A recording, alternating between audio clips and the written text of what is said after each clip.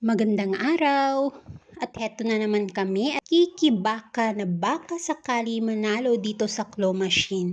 Kayo ba? Ilang beses ba kayo manalo dito? As in, napakaliit ng chance na manalo sa claw machine pero paboritong paborito pa rin ng mga bata laruin.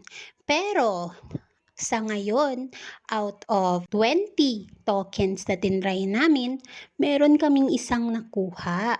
Pero nagbabaka sakali pa rin sila na makakuha pa ulit ng masulit-sulit ang 20 tokens.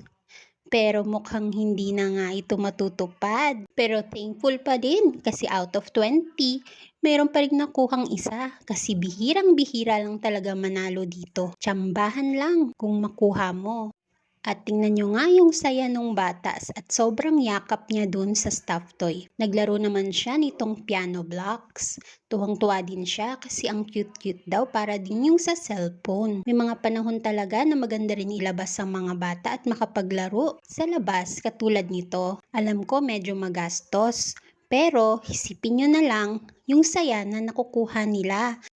Yung saya at yung memories na nakukuha nila sa araw na ito, 'di ba? Kahit medyo may gastos tayo, at least masaya naman yung mga bulinggit natin. At ang pinakamahalaga, magiging isa to sa mga memorable moments sa buhay nila.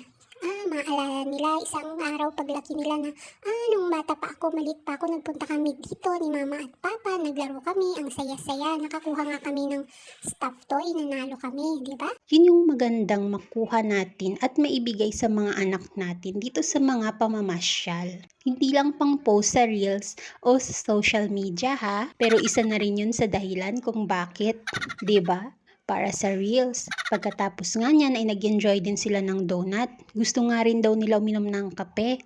Kaso sabi ko hindi pwede. Ang mga bata talaga, ang bilis-bilis nila mapasaya.